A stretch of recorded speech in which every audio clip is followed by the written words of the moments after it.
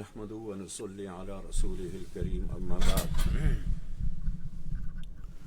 أعوذ بالله من الشيطان الرجيم بسم الله الرحمن الرحيم سبحان الذي أسرى بعبده ليلا من المسجد الحرام إلى المسجد الأقصى الذي باركنا حوله لنريه من آياتنا إنه هو السميع البصير وآتينا موسى الكتاب وجعلناه هدى لبني إسرائيل ألا تتخذوا من دوني وكيلا ذرية من حملنا مع نوح إنه كان عبدا شكورا وقضينا إلى بني إسرائيل في الكتاب لتفسدن في الأرض مرتين ولتعلن علوا كبيرا فإذا جاء وعد أولاهما بعثنا عليكم عبادا لنا أولي بأس شديد فجاسوا خلال الديار وكان وعدا مفعولا ثم رددنا لكم الكرة عليهم وأمددناكم بأموال وبنين وجعلناكم أكثر نفيرا إن أحسنتم أحسنتم لأنفسكم وإن أسأتم فلها فإذا جاء وعد الآخرة ليسوءوا وجوهكم وليدخلوا المسجد كما دخلوه أول مرة وليتبروا ما علوا تتبيرا صدق الله العظيم. سامعین و ناظرین و حضرات، السلام علیکم ورحمۃ اللہ وبرکاتہ۔ آج ہمارا 15واں سپارہ ہے اور اس میں سورہ بنی اسرائیل اور سورۃ الکہف ہیں انشاءاللہ۔ آج رات کو ہم تراویح میں یہ پڑھیں گے، تو اس کا مختصر سا خلاصہ انشاءاللہ میں آپ کے سامنے گوشہ گزار کروں گا۔ سورہ بنی اسرائیل مکی ہے، اس کی 111 آیات ہیں اور اس کے 12 رکوع ہیں۔ سورہ بنی اسرائیل کی پہلی آیت میں اللہ تبارک و تعالیٰ نے اس کو دلیل وحی سے شروع کیا ہے کہ سبحان الذی اسری بعبدہ لیلا من المسجد الحرام الی المسجد الاقصی۔ یہاں اسرا کا ذکر کیا گیا ہے، اور چونکہ یہ سفر جو تھا رسول اللہ صلی اللہ علیہ وسلم کا، یہ مسجد حرام سے یعنی کعبہ المشرفہ سے یہ بیت المقدس کا یہ سفر جو تھا، اس کو اسرا سے شروع کیا ہے۔ تو زمین کا جو سفر ہوتا ہے اس کو اسرا کہتے ہیں، اور جو آسمان کی طرف سفر ہے اس کو معراج کہتے ہیں۔ تو قرآن کریم میں متعدد جگہ یہ اسرا کا لفظ ذکر کیا گیا ہے۔ وَلَقَدْ أَوْحَيْنَا إِلَى مُوسَىٰ أَنْ أَسْرِ بِعِبَادِي لَيْلًا، ہم نے موسیٰ کو وحی کی کہ ہمارے بندوں کو یعنی بنی اسرائیل کو رات کے اندھیرے میں لے کر آپ مصر سے نکل جائیں۔ تو یہ اسرا جو ہے یہ زمین کے سفر کو اسرا کہتے ہیں۔ تو اس میں اللہ تبارک و تعالیٰ نے 3 دلائل نقلی دیے ہیں۔ ایک دلیل نقلی موسیٰ علیہ السلام سے، وَآتَيْنَا مُوسَى الْكِتَابَ وَجَعَلْنَاهُ هُدًى لِبَنِي إِسْرَائِيلَ۔ دوسری دلیل فرشتوں سے دی ہے، قُلِ ادْعُوا الَّذِينَ زَعَمْتُم مِّن دُونِهِ فَلَا يَمْلِكُونَ كَشْفَ الضُّرِّ عَنكُمْ وَلَا تَحْوِيلًا۔ اور تیسری دلیل علماء اہل کتاب سے دی ہے کہ ان الذین اوتوا العلم من قبلہ اذا یتلی علیہم یخرون للاذقان سجدا۔ اور اسی طرح آگے 6 دلائل جو ہیں وہ عقلیہ دیے ہیں اللہ تبارک و تعالی نے اس صورت کے اندر میں کہ اللہ تبارک و تعالیٰ کے سوا کوئی معبود نہیں ہے، لہذا اسی کی عبادت کرو۔ سورہ بنی اسرائیل کی پہلی آیت میں اسراء کا واقعہ بیان کیا گیا ہے، پھر فوراً اللہ تبارک و تعالیٰ نے بنی اسرائیل کی طرف موضوع تبدیل کر دیا، یعنی عام صرف ایک آیت ہے، وہ بھی چھوٹی سی آیت ہے، اور اس کے بعد فوراً اللہ تبارک و تعالیٰ نے موضوع جو تھا وہ بنی اسرائیل کی طرف لوٹا دیا۔ تو آیت نمبر 2 سے لے کر 8 تک وَآتَيْنَا مُوسَى الْكِتَابَ وَجَعَلْنَاهُ هُدًى لِبَنِي اسرائیل، اس میں جہنم للکافرین حسیرہ تک جو آیت ہے، یعنی 2 سے لے کر 8 تک بنی اسرائیل کے ذکر کیا گیا ہے۔ ہم نے بنی اسرائیل کو بطور پیش گوئی پہلے سے بتا دیا تھا کہ تم سرزمین شام میں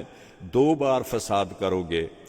ایک دفعہ شریعت موسویہ کی مخالفت کی تم نے، اور دوسری دفعہ تم نے شریعت عیسوی کی مخالفت کرو گے۔ تو یہ 2 دفعہ ہم نے پہلے ان کو بتا دیا تھا، پیشن گوئی کر دی تھی کہ تم نے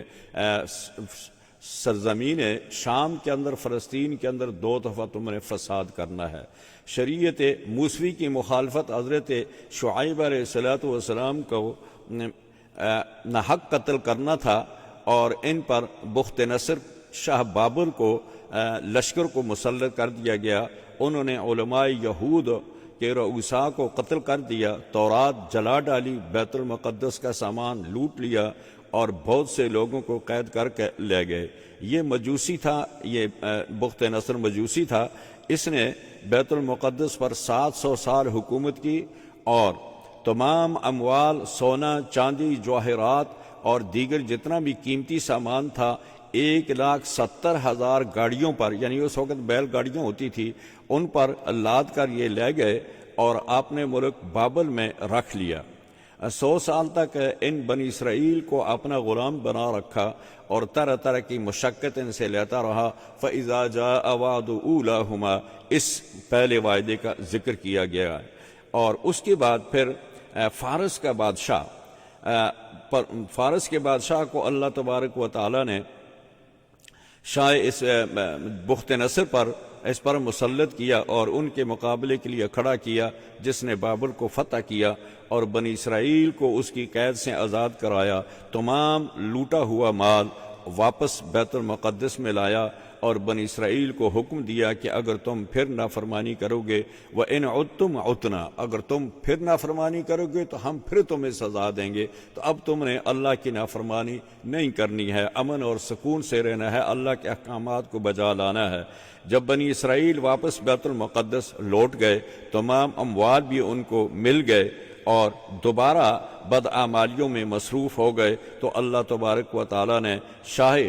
شاہ روم قیصر کو ان پر مسلط کیا، اور قیصر اس کا ذکر فرمایا فَإِذَا جَاءَ وَعْدُ الْآخِرَةِ، اور یہ دوسرا وعدہ جو تھا وہ پھر اس سے یہ مراد ہے، یعنی شاہ روم قیصر، اس نے بھی لوگوں کو قتل کیا اور قید کیا، تمام اموال دوبارہ لوٹ کر لے گیا، اسی طرح جتنے مال تھے، اور آپ نے کنیسۃ الذہب میں رکھ دیا۔ یہ تمام اموال ابھی تک وہاں موجود ہیں، اور حضرت مہدی کی آمد تک یہ وہاں رہیں گے۔ اس کے بعد حضرت حذیفہ رضی اللہ تعالیٰ عنہ نے ایک حدیث میں بہت اس کی تفصیل سے اس واقعہ کا ذکر کیا ہے، اور یہ واقعات بنی اسرائیل کے مسلمانوں کے لیے عبرت ہیں۔ تاریخ میں اگرچہ اس طرح کے 6 واقعات ذکر کیے گئے ہیں، لیکن قرآن نے ان 2 واقعات کا ذکر کیا ہے، لیکن قرآن نے ان واقعات کو ذکر کر کے مسلمانوں کو متنبع کر دیا ہے کہ دیکھو، اگر تم اللہ کی نافرمانی کرو گے تو تمہارے ساتھ بھی وہی سلوک ہوگا جو بنی اسرائیلیوں کے ساتھ ہوا ہے، لہذا اللہ تعالیٰ کے احکامات کو منہ عن تسلیم کرو، اور اس کے اندر کجی مت نکالو، اور اس کے اندر اپنے لیے کوئی سہولتیں تلاش کرنے کے لیے اس کے اندر کوئی کمی بیشی مت کرو۔ آیت نمبر 9 اور 10 میں ان ھذا القرآن یہدی للتی ہی اقوم، ایسے سیدھے طریقے کی ہدایت کرتا ہے جو اسلام، ایمان اور حق کا راستہ ہے، ماننے والوں کے لیے جنت کی خوشخبری اور نہ ماننے والوں کے لیے عذاب جہنم کا وعدہ کرتا ہے۔ آیت نمبر 11 تا 15 رات دن کا تغیر، اللہ تبارک و تعالیٰ نے اس میں ذکر کیا ہے اور فرمایا کہ وجعلنا الليل والنهار آيتين فمحونا آية الليل وجعلنا آية النهار مبصرا لتبتغوا فضلا من ربكم ولتعلموا عدد السنين والحساب۔ آیت نمبر 11 تا 15، رات کے تغیر قیامت کے دن اعمال نامہ گلے کا ہار بنے گا اور حکم ہوگا کہ اپنا اعمال نامہ خود پڑھو اور خود فیصلہ کرو کہ تم جنت کے حقدار ہو یا جہنم کے حقدار ہو۔ اور فرمایا کہ ہم کسی قوم کو اس وقت تک عذاب یا ہلاک نہیں کرتے جب تک بذریعہ انبیاء حکم نہ پہنچا دیں۔ وَمَا كَانَ رَبُّكَ مُهْلِكَ الْقُرَىٰ حَتَّىٰ يَبْعَثَ فِي أُمِّهَا رَسُولًا يَتْلُو عَلَيْهِمْ، جب تک اللہ کا پیغمبر ان کے پاس نہ آ جائے، اللہ کا حکم ان کو نہ پہنچا دیا جائے، اس وقت ہم بے خبری میں اور بغیر کسی سبب کے ہم قوم کو ہلاک نہیں کرتے۔ یہ آیت 11 تا 15 میں اللہ تبارک و تعالیٰ نے اس کا حکم دیا۔ آگے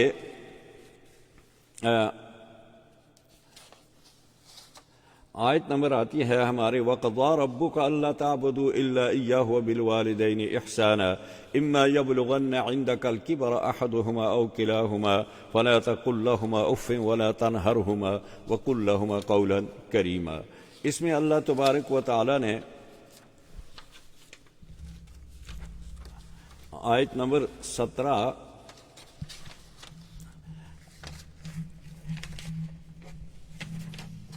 16 تا 17، اس میں اللہ تعالیٰ نے حکم فرمایا ہے کہ جب کسی قوم کے پاس ہمارا پیغمبر آ جاتا ہے تو اس کے بعد ہم اس کو مہلت نہیں دیتے ہیں۔ پیغمبر کی جب کوئی نافرمانی کرتا ہے تو 16 اور 17 میں اس کے بعد جب قوم کے پاس ہمارا پیغام بذریعہ پیغمبر پہنچ جائے اور پھر بھی نہ مانے تو اس پر عذاب ہم بھیج دیتے ہیں۔ اگلی فرمایا من کان یرید العاجلۃ، آیت نمبر 18 تا 21۔ پہلا حال صرف منکر کا ہو سکتا ہے، اس لیے اس کا کوئی بھی عمل مقبول نہیں ہے۔ دوسرا حال مومن کا ہے، اس کا وہ عمل جو اخلاص نیت کے ساتھ ہو اور آخرت کے لیے ہو وہ مقبول ہو جائے گا۔ ومن اراد الآخرۃ وسعی لها سعیها وهو مؤمن۔ آیت نمبر 22 تا 25، دو حکم اللہ تعالیٰ نے یہاں بھیجے ہیں۔ پہلا حکم شرک نہ کرو ورنہ بدحال اور بے یار و مددگار ہو کر بیٹھا رہے گا، اور اس کے بعد فرمایا کہ ادائے حقوق والدین۔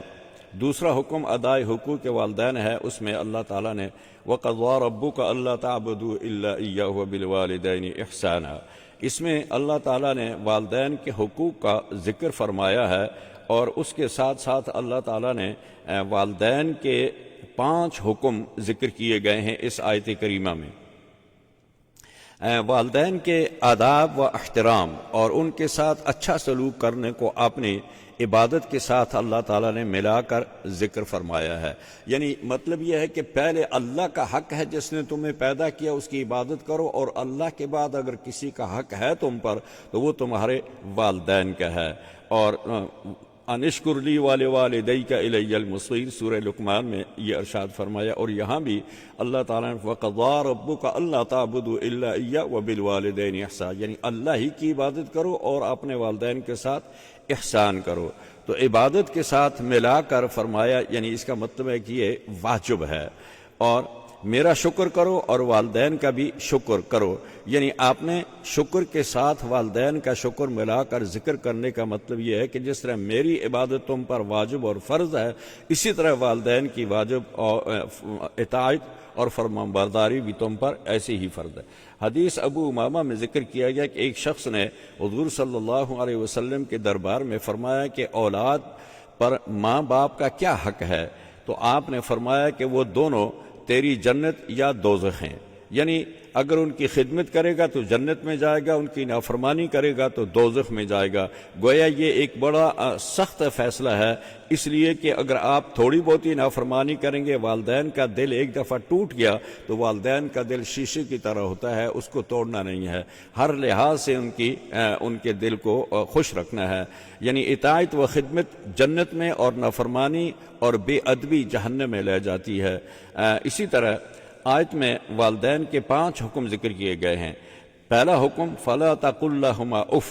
ایسا کلمہ نہ کہو جسے ناگواری کا اظہار ہو، یعنی والدین کے سامنے ایسا کلمہ سخت نہ کہو جیسے والدین سمجھیں کہ میرا بیٹا یا میری بیٹی جو ہے وہ ایسا لفظ کہہ رہے ہیں جو والدین کو پسند نہ ہو۔ اور دوسرا فرمایا وَلَا تَنْهَرْهُمَا، جھڑکنے ڈانٹنے کے ہیں، اور اگر والدین کی بات ناگوار گزرے بھی تو خاموش ہو جاؤ، کوئی جواب نہ دو، اگر جواب دو گے تو پھر ترشی آ جائے گی جواب میں اور وہ والدین کو ناگوار گزرے گی، تو ان کو ڈانٹنے یا ملامت کرنے کی کوئی کوشش نہ کریں آپ۔ اور تیسرا حکم وَقُلْ لَهُمَا قَوْلًا كَرِيمًا، والدین سے شفقت اور محبت کے لہجے میں بات کی جائے۔ وَاخْفِضْ لَهُمَا جَنَاحَ الذُّلِّ، اور ان کے سامنے عاجزی و انکساری جیسا غلام آقا کے سامنے جھکا ہوا ہوتا ہے، اسی طرح اولاد کو والدین کے سامنے ہر وقت عاجزی اور انکساری کا اظہار کرنا چاہیے، چونکہ تم ان کے خون کا ایک جز ہو اور انہوں نے تمہارے لیے جو مشقت اور تکلیف دیکھی ہے اس کا تم تصور نہیں کر سکتے۔ اور پانچواں قُلْ رَبِّ ارْحَمْهُمَا كَمَا رَبَّيَانِي صَغِيرًا، والدین کے لیے دعا کرو، اپنی پوری جتنی بھی تمہاری مقدور ہو سکے راحت، آسانی اور فکر کے ساتھ دعا کرتے رہو والدین کے لیے کہ اے اللہ جس طرح انہوں نے ہم پر رحم کیا ہے، بچپن میں ہم چھوٹے تھے، نہ سمجھ تھے اور وہ ہماری غلطیوں کو بھی درگزر کرتے تھے، جو بھی نافرمانیاں کرتے تھے وہ درگزر کرتے تھے، ہماری ہر خواہش جو ہے وہ پوری کرتے تھے، تو اب والدین جب اس ایج پہ آ گئے ہیں جس ایج میں تم تھے، تو اب ان کے ساتھ بھی تم ایسا ہی سلوک کرو جیسا انہوں نے تمہارے ساتھ کیا ہے، اور ان کے لیے رحمت کی دعا مانگتے رہو۔ آیت نمبر 26 میں یہاں ایک واقعہ ہے، ایک آدمی آیا نبی اکرم صلی اللہ علیہ وسلم کی خدمت میں آ کر عرض کیا کہ یا رسول اللہ میرا والد جو ہے وہ میرا حق مجھے نہیں دیتا ہے، تو حضور صلی اللہ علیہ وسلم نے ارشاد فرمایا کہ جاؤ اپنے والد کو بلا کر لے کے آؤ۔ وہ شخص گیا اور اپنے والد کو بلا کر آیا، ابھی اس کا والد پہنچا نہیں تھا، راستے میں تھا، تو حضرت جبرائیل علیہ السلام تشریف لائے اور حضور صلی اللہ علیہ وسلم سے عرض کیا کہ یا رسول اللہ صلی اللہ علیہ وسلم جب اس کا والد آ جائے تو آپ اس سے پوچھیں کہ اس نے کچھ کلمات کہے ہیں لیکن ابھی تک وہ کلمات اس کے دل میں ہیں، اس نے زبان پر نہیں لائے اور اس کے کانوں نے بھی ابھی وہ نہیں سنے ہیں، وہ کیا کلمات ہیں، وہ کیا اشعار ہیں جو اس کے والد نے اپنے بیٹے کے بارے میں کہے ہیں، تو خود اس کے کانوں نے بھی ابھی تک نہیں سنا ہے۔ جب یہ شخص اپنے والد کو لے کر پہنچا تو آپ صلی اللہ علیہ وسلم نے اس کے والد سے کہا کہ کیا تم نے کوئی اپنے بیٹے کے بارے میں کچھ شکایت کی ہے یا کچھ شکایتی اشعار کہے ہیں؟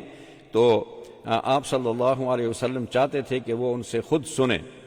تو آپ کی شکایت، یہ بیٹا آپ کی کچھ شکایت کرتا ہے کہ آپ چاہتے ہیں کہ اس کا مال چھین لیں اس سے، یعنی بیٹے کا مال اس سے چھین لیں۔ تو والد نے عرض کیا کہ آپ اس سے یہ سوال کریں کہ میں اس کی پھوپھی یعنی اس کی خالہ جو ہے یا اپنے نفس کے سوا کہاں خرچ کرتا ہوں، میرے پاس تو کوئی اور ہے نہیں ہے، اس کی خالہ ہے اور میں ہوں، ہم دو ہیں، اس کے علاوہ میں مال کہاں خرچ کرتا ہوں، آپ اس سے ذرا پوچھ لیں۔ تو رسول اللہ صلی اللہ علیہ وسلم نے فرمایا کہ جس کا مطلب یہ تھا کہ میں سمجھ گیا حقیقت کیا ہے، یعنی مجھے حقیقت معلوم ہو گئی۔ اس کے بعد رسول اللہ صلی اللہ علیہ وسلم نے فرمایا کہ آپ نے کچھ بات کہی ہے، کچھ اشعار کہے ہیں، وہ ذرا مجھے سنائیں، وہ کیا کلمات ہیں جو آپ نے کہے ہیں اور آپ کے کانوں نے بھی نہیں سنے؟ تو اس شخص نے کہا کہ اے اللہ کے رسول، ہر معاملے میں اللہ آپ پر ہمارا ایمان بڑھا دیتا ہے، یعنی ہر معاملے میں ہمارا ایمان بڑھتا جاتا ہے آپ پر، کہ آپ کو یہ بات کس نے بتائی سوائے اللہ کے، اور آپ کو یہ بات بتانے والا کوئی نہیں، چونکہ اگر مجھے یہ میرے کانوں نے سنے ہیں تو آپ نے سنے، تو اس کا مطلب ہے کہ اللہ ہی نے آپ کو آگاہ کیا ہے، جو بات کسی نے نہیں سنی اس کی اطلاع آپ کو ہو گئی، اور جو ایک معجزہ ہے، تو اس معجزے پر اور ہمارا ایمان پختہ ہو گیا۔ تو یہ حقیقت ہے کہ میں نے چند اشعار کہے تھے جو میرے کانوں نے ابھی تک نہیں سنے۔ آپ صلی اللہ علیہ وسلم نے فرمایا کہ ہمیں سناؤ۔ اس وقت اس نے وہ عربی کے اشعار سنائے جن کا ترجمہ یہ ہے۔ فرمایا میں نے تمہیں بچپن میں غذا دی، بڑا ہونے تک آپ کا کھانا اور پینا ہر خدمت جو ہے وہ میری کمائی سے تھی، جب تم بیمار ہوئے تو رات بھر ہم نے تمہاری بیماری کے سبب بے قراری اور بیداری میں گزاری، یعنی بے قرار بھی رہے اور بیدار بھی رہے، اور گویا تمہاری بیماری مجھے لگ گئی تھی، یعنی ایسے لگ رہا تھا کہ تم بیمار نہیں ہو بلکہ میں بیمار ہوں، جس کی وجہ سے میں تمام شب روتا رہا۔ یعنی بچہ بیمار تھا اور والدین اس کے فراق میں روتا رہا، اس کے فکر میں ساری رات روتا رہا۔ میں ہلاکت سے ڈرتا رہا کہ میرا بچہ کہیں ہلاک نہ ہو جائے، اور اسی طرح میں، حالانکہ موت کا وقت مقرر ہے، جب وہ آئے گی تو اس کو کوئی نہیں روک سکتا، لیکن مجھے آپ کی جدائی کا اتنا صدمہ ہو رہا تھا کہ ایسا نہ ہو کہ یہ ہلاک ہو جائے۔ اور پھر تم جب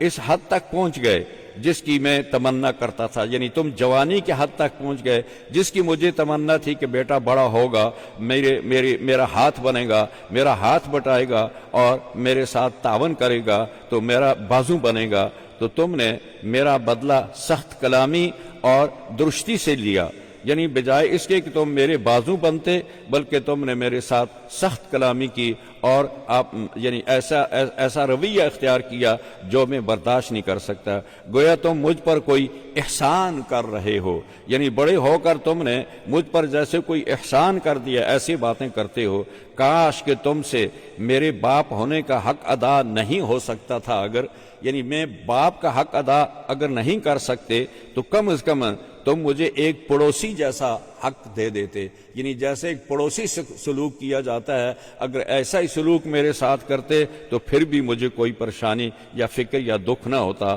آپ نے یہ اشعار سننے اور بیٹے کا گریبان پکڑا اور فرمایا کہ انت و مالک لابیک، تم اور تمہارا مال دونوں باپ کی ملکیت ہو، اور وہ بیٹے کا گریبان پکڑ کر رسول اللہ نے اس کے باپ کے ہاتھ میں دے دیا کہ یہ تمہاری ملکیت ہے، اس کا مال بھی اور یہ بھی، یہ ابھی تمہاری ہی ملکیت ہے، اس کو لے کے جاؤ۔ اس سے یہ بھی معلوم ہوتا ہے کہ ایک اور حدیث میں حضور صلی اللہ علیہ وسلم نے ارشاد فرمایا والدین کے بارے میں،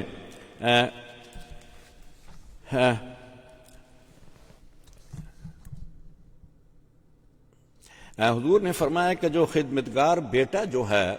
وہ اگر والدین کی خدمت کرتا ہے تو اگر وہ والدین کو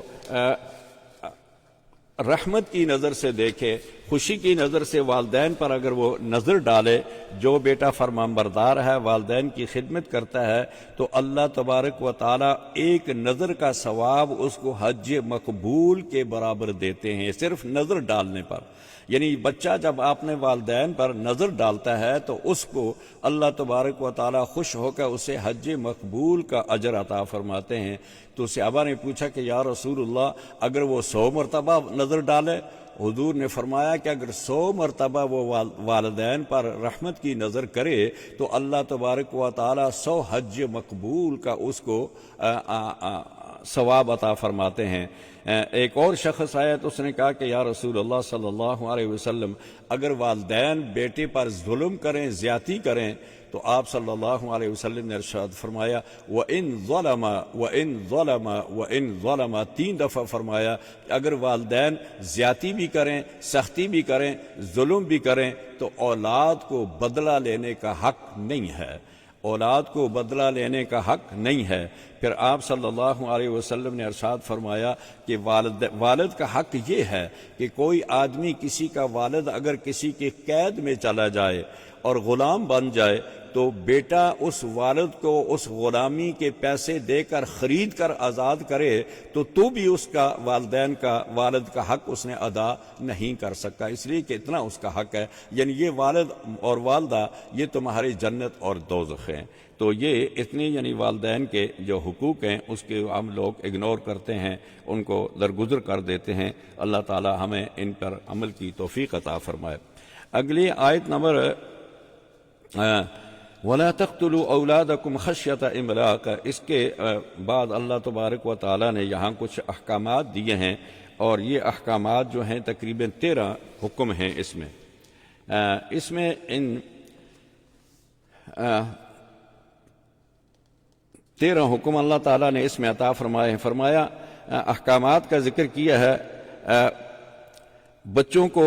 خرچے کی وجہ سے قتل مت کرو۔ ولا تقتلوا اولادکم خشیۃ املاق، بچوں کو خوف کی وجہ سے قتل نہ کیا جائے اور بخل نہ کیا جائے۔ عام رشتہ داروں کے ساتھ اچھے حقوق، ان کے ساتھ اچھا رویہ اختیار کرنا چاہیے۔ اور دوسرا، بھوک کے ڈر کی وجہ سے اولاد کو قتل نہ کرو اور زنا نہ کرو اور اس کے قریب بھی نہ جاؤ، اور نہ حق قتل نہ کرو، یتیموں کا مال نہ کھاؤ۔ اور نمبر 7، اور ناپ تول پر پورا عمل کرو، اس میں کوئی کمی نہ کرو۔ نمبر 8، عہدیدار عہد پورا کیا کرو، جب بھی کوئی وعدہ کرو اس کو پورا کرو، وعدہ خلافی نہ کرو اور فضول خرچے نہ کرو۔ 8۔ نمبر 9، عام رشتہ داروں کے حقوق پورے کیا کرو اور بخل نہ کرو، اور حاجت مندوں کے لیے اگر دینے کے لیے کچھ نہ ہو تو روکھا جواب نہ دو، یعنی ایسا جواب نہ دو جس سے مانگنے والا سائل جو ہے اس کا دل ٹوٹ جائے۔ نمبر 12، بغیر تحقیق کے کسی بات پر عمل کرنے کی ممانعت فرمائی۔ وَلَا تَقْفُ مَا لَيْسَ لَكَ بِهِ عِلْم، فرمایا کہ بے شک آنکھ، کان، دل اللہ تبارک و تعالیٰ نے تمہیں دیکھنے کے لیے، سمجھنے کے لیے دیے ہیں۔ ان السمع والبصر والفؤاد کل ذلک کان عنہ مسئولا، قیامت کے دن اللہ تعالیٰ تم سے ان کے بارے میں پوچھیں گے کہ ہم نے تمہیں یہ سننے کے دیے، بصر کے لیے اور سمجھنے کے لیے یہ ساری چیزیں دی تھی، آپ نے ان کو استعمال نہیں کیا اور بغیر کسی وجہ کے کسی پر تہمت لگا دی یا کسی کے مخالف باتیں شروع کر دی، پروپیگنڈا کر دیا۔ اور 13واں فرمایا کہ مت چل زمین پر اتراتا ہوا، اکڑ کر مت چلو زمین پر، اس لیے کہ نہ تو آسمان کو پہنچ سکتا ہے نہ تو زمین کو پھاڑ سکتا ہے۔ آیت نمبر 44 میں اللہ تبارک و تعالیٰ نے فرمایا تسبح لہ السماوات السبع والارض ومن فیہن، تمام چیزیں جو آسمان اور زمین میں ہیں، تسبح لہ السماوات، ساتوں آسمانوں اور زمین میں اللہ تبارک و تعالیٰ کی تسبیح بیان کی جاتی ہے، اس کی پاکی بیان کی جاتی ہے، اور کوئی چیز نہیں جو اللہ کی تسبیح نہیں پڑھتی، اس کی خوبیاں نہیں کرتی، لیکن تم ان کی تسبیح کو سمجھتے نہیں، کیونکہ ہر چیز حسب حال، جیسی وہ چیز ہے اس کے مطابق اس کی تسبیح بھی ہے۔ انسان کی تسبیح اور ہے، فرشتوں کی تسبیح اور ہے، اور باقی چیزوں کی تسبیح ان کے حسب حال ہوتی ہے۔ ان چیزوں میں فرشتے سب اور انسان، جن اور مومن، اور ان کا تسبیح تو نہ تو بدی اور فطرتی ہے، سب ہی جانتے ہیں کہ یہ ساری تسبیح جو ہے یہ اللہ تبارک و تعالیٰ نے ان کے رکھی ہوئی ہے، ان کی فطرت میں۔ کافر انسان اور جن جو بظاہر تسبیح نہیں کرتے، اور ان کی تسبیح پڑھنے کا مطلب کیا ہے؟ تو جواب اس کا دیا کہ ان کی تسبیح سے مراد تسبیح حال، یعنی ان کی حالات کی شہادت، یہ خود ان کا موجود ہونا، یہ بھی اس بات کی شہادت ہے کہ کیونکہ اللہ تعالیٰ سوائے ہر چیز کے مجموعے حال بتا رہا ہے کہ نہ تو وہ اپنے وجود میں مستقل ہیں، یعنی نہ ان کا وجود ہمیشہ رہے گا، اور نہ ہی آپ میں باقی رہنے میں یہ مستقل ہے، یعنی ان کا وجود بھی میری وجہ سے ہے اور ان کا باقی رہنا بھی میری وجہ سے ہے۔ تو یہی میری تسبیح ہے ان کے لیے، وہ کسی بڑی قدرت کے تابع چل رہا ہے، اور یہی ان کی شہادت حال کی تسبیح جو ہے کہ یہ اللہ تعالیٰ کی قدرت کی وجہ سے یہ چل رہے ہیں، ان کا وجود اللہ کی قدرت کی نشانی ہے، ان کا زندہ رہنا اللہ کی قدرت کی نشانی ہے۔ تو یہ شہادت ہے کہ یہ بھی اللہ کی تسبیح ہے۔ تسبیح اختیاری کیا ہوتی ہے؟ تسبیح اختیاری تو صرف فرشتے اور مومن، جن و انس کے لیے مخصوص ہے، یعنی تسبیح ایک تکوینی ہوتی ہے جو اللہ تعالیٰ فطرت اور اس کی جبلت میں مادہ اور اس کا استعداد رکھ دیتے ہیں، اس کو تکوینی کہتے ہیں۔ مگر تکوینی طور پر اللہ تعالیٰ نے کائنات کے ذرہ ذرہ کو اپنی تسبیح خواں بنا رکھا ہے، یعنی اپنا تسبیح خواں بنا رکھا ہے، ہر چیز ذرہ ذرہ اللہ کی تسبیح کرتے ہیں، یہ تسبیح تکوینی ہے۔ مثلا کافر، مادہ پرست اور دہریے کمیونسٹ خدا کے وجود کے قائل نہیں ہے، مگر ان کا وجود ہر چیز جبری طور پر اللہ تعالیٰ کی تسبیح کر رہا ہے، جیسے درخت، پتھر، مٹی وغیرہ سب چیزیں جو ہیں یہ تسبیح حق میں مشغول ہیں، مگر ان کی یہ تسبیح جو جبری اور تکوینی ہے یہ عام لوگوں نہیں سن سکتے، اس لیے قرآن کریم کا ارشاد وَلَٰكِن لَّا تَفْقَهُونَ تَسْبِيحَهُمْ اس پر دلالت کرتا ہے کہ ہر ذرہ ذرہ کی تسبیح تکوینی کوئی ایسی چیز ہے جس کو عام انسان سمجھ نہیں سکتے اور جو کہ ہمارے فہم و ادراک سے بالا تر ہے۔ حدیث میں اس کی مثال ایسی دی، حضور نے اپنے ہاتھ میں مٹی کے کنکر لیے اور وہ تسبیح کرنا صحابہ کرام نے اپنے کانوں سے سنا، اور شیخ جلال الدین سیوطی نے فرمایا کہ کنکری کا تسبیح پڑھنا حضور کا معجزہ تو نہیں ہے، بلکہ معجزہ یہ ہے کہ حضور کے ہاتھ میں آ کر انہوں نے تسبیح پڑھی۔ تسبیح تو ایسے وہ پڑھتے ہیں، یعنی ہر چیز پڑھتی ہے، لیکن حضور کا معجزہ یہ ہے کہ جب حضور نے وہ کنکر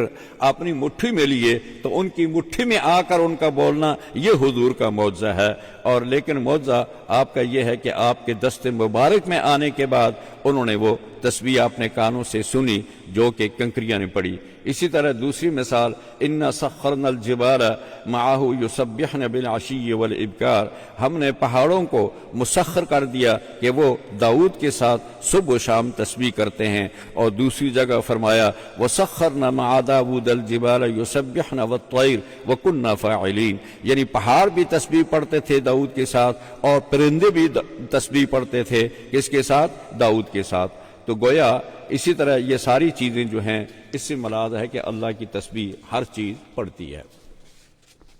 آگے آیت نمبر 45 میں بتایا گیا ہے یوم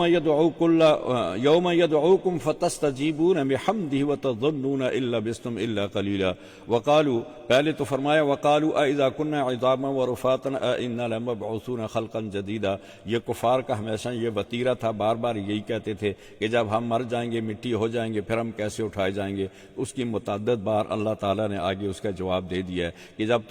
تمہارا وجود ہی نہیں تھا تو ہم نے تمہیں آدم سے وجود ملایا، تو وجود کو دوبارہ اکٹھا کرنا یا اس کو اٹھانا ہمارے لیے کوئی مشکل نہیں ہے۔ وہ سورہ آل عمران میں بھی اور سورہ بقرہ میں بھی 2 مثالیں دی ہیں اللہ تعالیٰ نے، ان دونوں مثالوں میں اللہ تعالیٰ نے ان کو سمجھا دیا تھا۔ آگے آیت نمبر 51 اور 52 میں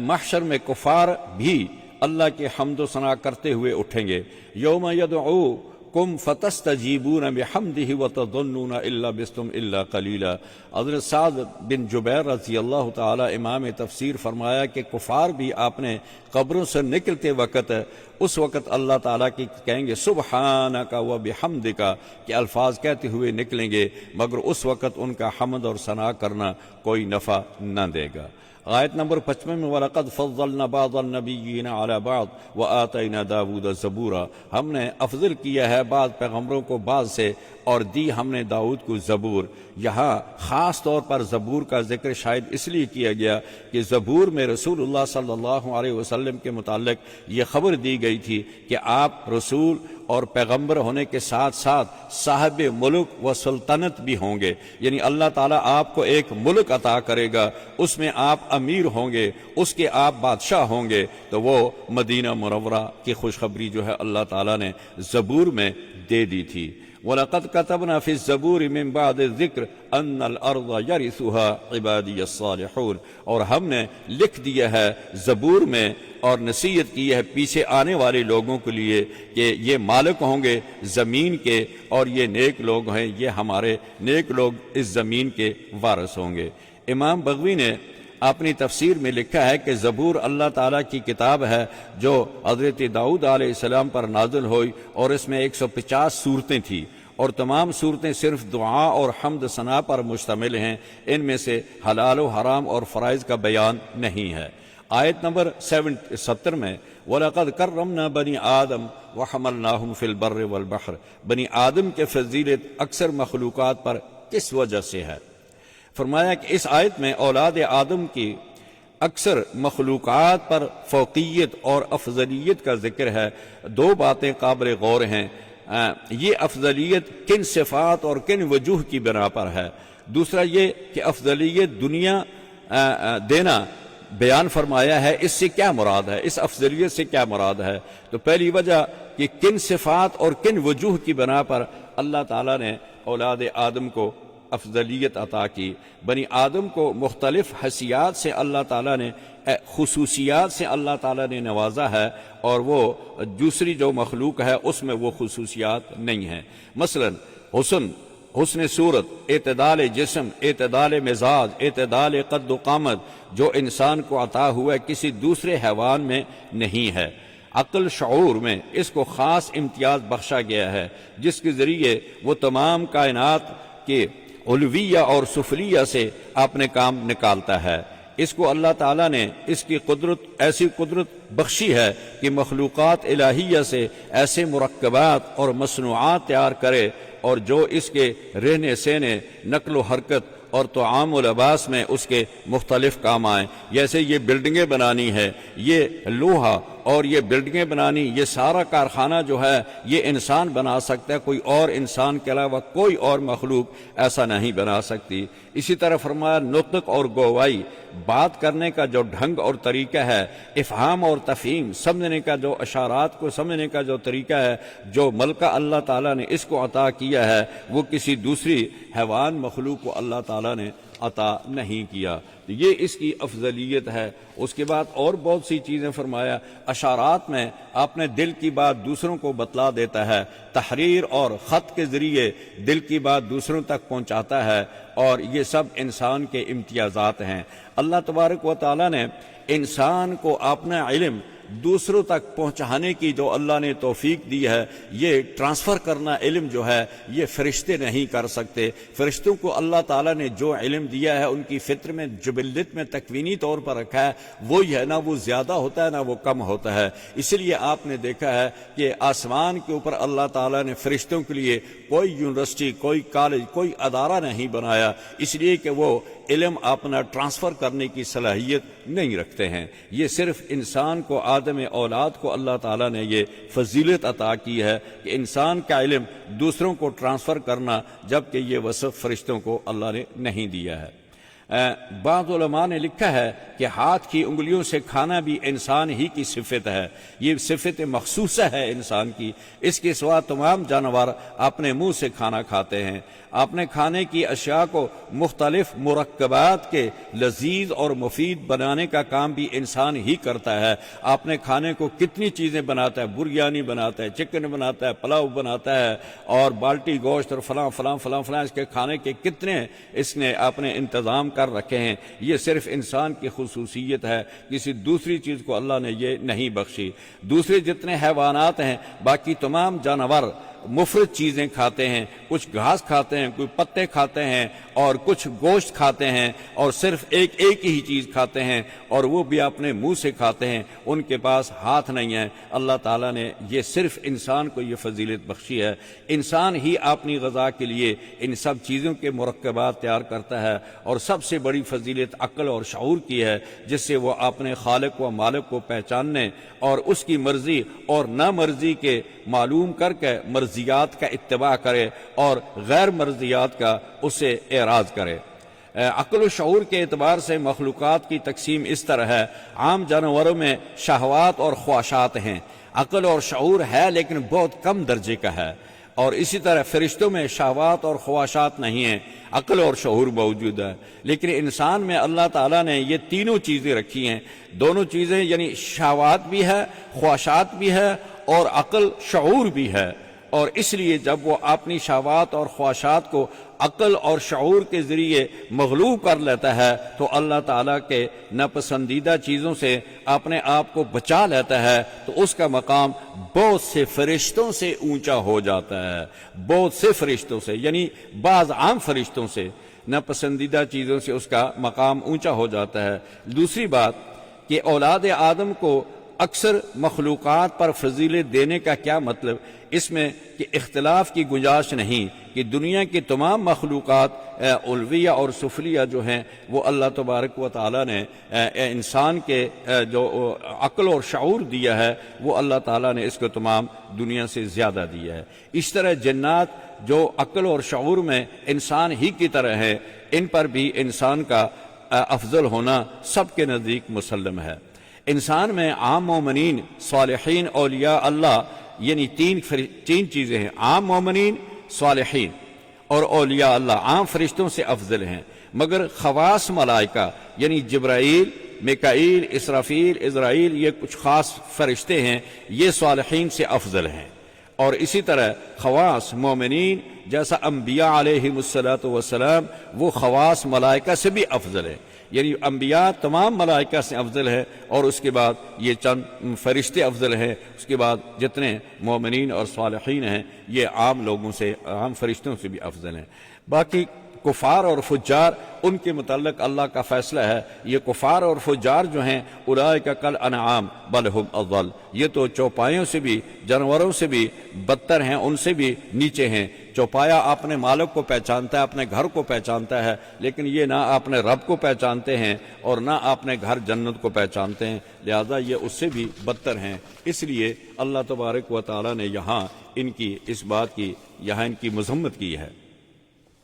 آیت نمبر 78 اور تا 82 تک، اقم الصلاۃ لدلوک الشمس الی غسق اللیل وقرآن الفجر ان قرآن الفجر کان مشہودا، اس آیت میں اندر اللہ تبارک و تعالیٰ نے پانچوں نمازوں کا ذکر کر دیا ہے۔ فرمایا کہ سورج ڈھلنے سے لے کر رات کے اندھیرے تک آپ نماز پڑھیں، تو ڈھلنے کے بعد ظہر آ جاتی ہے، عصر آ جاتی ہے، مغرب شروع ہو جاتی ہے اندھیرا شروع ہونے کے وقت، اور پھر عشاء آ جاتی ہے غسق اللیل، جب اچھی طرح ڈھانپ لے رات، اور اس کے بعد ان قرآن الفجر، قرآن الفجر سے مراد علماء نے کہا ہے کہ چونکہ نماز میں قرآن نماز ہی میں پڑھا جاتا ہے تو لہٰذا اس سے فجر کی نماز مراد ہے، اور فرمایا کہ ان قرآن الفجر کان مشہودا، آپ کا یہ فجر کی وقت نماز پڑھنا یا قرآن کی تلاوت کرنا یہ کیا ہے؟ روبرو ہے، مشہودہ۔ مشہودہ کے معنی یہاں ذکر کیے گئے گے، مشہود جو ہے یہ اس سے مشتق ہے، شہادت سے اور مشتق ہے، جس کے معنی ہیں کہ حاضر ہونا۔ حسب تصریح حدیث اس وقت رات اور دن کے فرشتے کی دونوں جماعتیں جو ہیں وہ فجر میں حاضر ہوتی ہیں، یعنی رات کے فرشتے فجر کی نماز میں حاضر ہوتے ہیں، اور جو فجر میں آتے ہیں رات کے لیے وہ بھی فجر میں حاضر ہوتے ہیں، تو دونوں فرشتوں کے روبرو یہ نماز پڑھی جاتی ہے۔ تو اس کا مطلب یہ ہے کہ ان قرآن الفجر کان مشہودا، تمہاری نماز ان کے روبرو پیش کی جاتی ہے۔ اس لیے جب فرشتے جاتے ہیں تو آسمان پہ کہتے ہیں کہ اے اللہ، جب ہم گئے تو آپ کے بندے نماز میں تھے، اور جب ہم آئے تو آپ کے بندے نماز میں تھے، یعنی فجر میں ان دونوں فرشتوں کی جماعتوں کا بھی وہاں حاضر ہونا اور نمازیوں کا حاضر ہونا، یہ اس کا مطلب ہے کان مشہودا۔ آگے فرمایا وَمِنَ اللَّيْلِ فَتَهَجَّدْ بِهِ نَافِلَةً، یعنی تہجد سے مشتق ہے، حجود سے مشتق ہے تہجد، اور اس کے معنی ہیں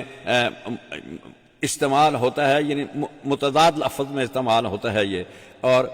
سونے کے معنی میں بھی آتا ہے، بیدار ہونے کے معنی میں بھی، اور یہ دونوں معنیوں میں استعمال ہوتا ہے۔ یعنی یہ ہیں کہ رات کے وقت کچھ حصے میں قرآن کے ساتھ بیدار رہا کرو اور قرآن کی طرف راجع ہے، یعنی یہ بھی جو ہے وَمِنَ اللَّيْلِ فَتَهَجَّدْ بِهِ، یہ بھی کی ضمیر جو ہے یہ قرآن کی طرف راجع ہے، جس سے یہ معلوم ہوتا ہے کہ رات کا کچھ حصہ جو ہے اس میں آپ قرآن میں مشغول رہا کریں۔ ابتدائی زمانے میں جب سورہ مزمل نازل ہوئی اس وقت تہجد کی نماز سب پر فرض تھی۔ معراج میں 5 نمازیں فرض ہونے کے بعد تہجد کی نماز کا فرض جو تھا وہ ختم ہو گیا، لیکن رسول اللہ صلی اللہ علیہ وسلم ہمیشہ تہجد کی نماز باقاعدگی سے پڑھتے تھے، اور مسلمانوں کے لیے بھی فرمایا کہ اگر تم پڑھو گے اس کا تمہیں بہت اجر ملے گا۔ یہ تہجد کی نماز امت سے منسوخ ہوئی تو رسول اللہ صلی اللہ علیہ وسلم سے بھی منسوخ ہو گئی، لیکن آپ اس کو اپنی طرف سے اللہ کے اطاعت کے لیے، اس کو مزید اضافے کے لیے آپ پڑھتے رہے۔ البتہ آپ نے اس پر مداومت اور مداومت کے خصوصیت قرار دیتے ہیں کہ آپ اس پر ہمیشہ قائم رہے۔ جو لوگ تہجد کی نماز شروع کر کے پھر چھوڑ دیتے ہیں ان کے لیے وعید ہے کہ ان کو کنٹینیو رکھنا چاہیے۔ تہجد کی نماز 11 رکعات ہیں، 8 رکعات اس میں تہجد کی نماز ہے اور 3 رکعات وتر ہیں۔ جو لوگ اس کے عادی ہوں تہجد کے تو ان کو وتر عشاء کے بعد نہیں پڑھنے چاہیے، بلکہ وہ سحری کو اٹھ کر تہجد کی 8 رکعتیں پڑھنے کے بعد آخر میں وتر کریں، چونکہ وتر کی نماز آخری ہوتی ہے۔ آیت نمبر 80 تا 81 قُلْ رَبِّ أَدْخِلْنِي مُدْخَلَ صِدْقٍ وَأَخْرِجْنِي مُخْرَجًا، اس سے مراد یہ ہے کہ اللہ کے رسول نے یہ دعا مانگی کہ اے اللہ مجھے ادخلنی، مجھے اچھی طریقے سے سلامتی سے داخل کرنا شہر میں، اور مجھے اچھی سلامتی کے ساتھ شہر سے نکالنا بھی، یعنی مکے سے جب میں نکلوں تو میں سلامتی کے ساتھ نکلوں، اور جب میں مدینہ میں داخل ہوں تو میں بڑی سلامتی اور امن کے ساتھ داخل ہوں۔ اور یہ اللہ کے رسول کی دعا ہے، اپنے پیغمبر نے کفار کے ایذاؤں سے نجات دینے کی تدبیر بصورت ہجرت مدینہ اختیار کی، کیونکہ آپ وہاں سے امن میں نہیں تھے، اور اس کے بعد فتح مکہ کی بشارت وقل جاء الحق وزهق الباطل، پھر اللہ تعالیٰ نے فتح مکہ کے وقت یہ فرمایا کہ حق آ گیا اور باطل مغلوب ہو گیا۔ تو آپ جب کعبہ شریف میں داخل ہوئے اور باہر نکلے تو آپ یہی پڑھتے تھے قل جاء الحق وزهق الباطل۔ یہ آیت ہجرت کے بعد فتح مکہ کے بارے میں نازل ہوئی۔ حضرت عبداللہ ابن مسعود فرماتے ہیں کہ فتح مکہ کے دن رسول اللہ مکہ میں داخل ہوئے تو اس وقت بیت اللہ کے گرد 360 بتوں کے مجسمے کھڑے کیے ہوئے تھے، اور بعض علماء کے اس خاص مقدار کی وجہ سے بتائی ہے کہ مشرکین مکہ سال بھر کے دنوں میں ہر دن کا بت الگ رکھتے تھے، اس دن میں بھی اس کی پرستش کرتے تھے۔ قرطبی نے لکھا ہے آپ صلی اللہ علیہ وسلم جب وہاں پہنچے تو آیت مبارکہ آپ کی زبان پر جاری تھی، اور جاء الحق وزهق الباطل یہ آپ بار بار پڑھتے تھے، بکثرت آپ اس کو پڑھتے تھے۔ پھر اپنی لکڑی سے آپ نے اپنے اسواسیں بت کے سینوں میں یوں رکھا اور فرماتے تھے کہ جاء الحق وزهق الباطل، یہ بخاری کی حدیث میں بھی ذکر کیا گیا ہے۔ آیت نمبر 82 میں وَنُنَزِّلُ مِنَ الْقُرْآنِ مَا هُوَ شِفَاء، یہ قرآن کے بارے میں، شفا کے بارے میں یہ آیت نازل ہوئی ہے، اور فرمایا کہ جب بھی آپ قرآن کریم کی آیات پڑھ کر بیماروں پر دم کریں گے، پڑھیں گے، تو اللہ تعالیٰ اس کا شفا عطا فرمائیں گے۔ آگے فرمایا کہ یسألونک عن الروح، سرداران قریش نے جمع ہو کر رسول اللہ صلی اللہ علیہ وسلم سے یہ سوال پوچھا۔ انہوں نے ایک وفد مدینہ علماء یہود کے پاس بھیجا اور ان کو کہا کہ تم جاؤ علماء یہود سے پوچھو کہ ہم محمد الرسول اللہ سے کیا سوالات کریں تاکہ ہمیں معلوم ہو جائے کہ یہ نبی ہے یا نہیں ہے۔ انہوں نے مشورہ دیا کہ ان سے 3 سوال پوچھو، 2 یا 3 کا جواب دے دے تو ٹھیک ہے، اگر 2 کا جواب نہ دیا، 1 کا دیا تو فرمایا پھر یہ سچا رسول نہیں ہے۔ اور یہ انہوں نے سوال کیے۔ وفد واپس آیا، حضور سے سوال کیا کہ یہ بتاؤ کہ غار کا واقعہ کیا ہے، یعنی کہف جو جوان تھے غار والے ان کا واقعہ کیا ہے، اور دوسرا سوال یہ تھا کہ روح کیا چیز ہے، اور تیسرا سوال یہ تھا کہ جس نے مشرق سے مغرب تک سفر کیا وہ کون تھا۔ تو اس پر پھر آپ صلی اللہ علیہ وسلم نے ارشاد فرمایا کہ میں کل بتا دوں گا، لیکن آپ انشاءاللہ بھول گئے۔ تو تقریباً 15 اور 17 دن تک اللہ تعالیٰ کی طرف سے وحی نازل نہیں ہوئی، اور پھر جب وحی نازل ہوئی تو اللہ تعالیٰ نے رسول اللہ صلی اللہ علیہ وسلم کو متنبع کر دیا کہ وَلَا تَقُولَنَّ لِشَيْءٍ إِنِّي فَاعِلٌ ذَلِكَ غَدًا إِلَّا أَن يَشَاءَ اللَّهُ، کہ جب کوئی آپ ایسا کام نہ کریں جس کے متعلق آپ انشاءاللہ نہ کہیں۔ آپ نے انشاءاللہ نہیں کہا تو ہم نے نہیں بتایا، جب ہم نہیں بتائیں گے تو آپ کو کیسے پتہ چلے گا۔ تو یہ ایک سب مسلمانوں کے لیے اللہ تعالیٰ نے یہ ایک حکم دیا ہے کہ جب بھی کسی کام کا فیوچر میں کام کرنے کا ارادہ کرو تو اس وقت کہہ دیا کرو کہ انشاءاللہ اگر اللہ نے چاہا۔ یہ تعلیم دی ہے۔ آخر آیت میں اللہ تبارک و تعالیٰ نے فرمایا وَلَقَدْ آتَيْنَا مُوسَىٰ 9 آیات بینات، ہم نے موسیٰ کو 9 معجزات دیے جو کہ یہاں اس آیت میں ذکر کیے گئے ہیں کہ ہم نے ان کا ارسلنا علیہ طوفان، پیچھے ہم نے سورہ اعراف میں ذکر کر دیا تھا ان کا۔ اور آگے آخر میں وَقُلِ الْحَمْدُ لِلَّهِ الَّذِي لَمْ يَتَّخِذْ وَلَدًا وَلَمْ يَكُنْ لَهُ شَرِيكٌ فِي الْمُلْكِ وَلَمْ يَكُنْ لَهُ وَلِيٌّ مِّنَ الذُّلِّ وَكَبِّرْهُ تَكْبِيرًا، اور یہ کہہ کر سب تعریفیں اللہ کی جو اولاد نہیں رکھتا ہے، نہ کوئی اس کا شریک ہے، اور تمام سلطنت اسی کی ہے، اور کوئی اس کا مددگار نہیں ہے جو اس کو تکلیف دے سکے، اور نہ کوئی اس کی مددگار ہے اور نہ کوئی اس کو تکلیف دینے والا ہے، اور اس کی بڑائی کر اور بڑا جان کر اللہ تعالیٰ کو اس کی بڑائی کرتے رہو گا۔ کبر ہو تکبیرہ، وہ اللہ تعالیٰ سب سے بڑی ذات ہے، اس کی تکبیر اور تسبیح اور تعلیل میں مصروف رہو۔ اللہ تعالیٰ مجھے اور آپ سب کو اس پر عمل کرنے کی توفیق عطا فرمائے۔ وَقُولُ قَوْلِي هَذَا وَأَسْتَغْفِرُ اللَّهَ لِي وَلَكُمْ وَلِسَائِرِ الْمُسْلِمِينَ فَاسْتَغْفِرُوهُ مِنْ كُلِّ ذَنْبٍ إِنَّهُ هُوَ الْغَفُورُ الرَّحِيمُ۔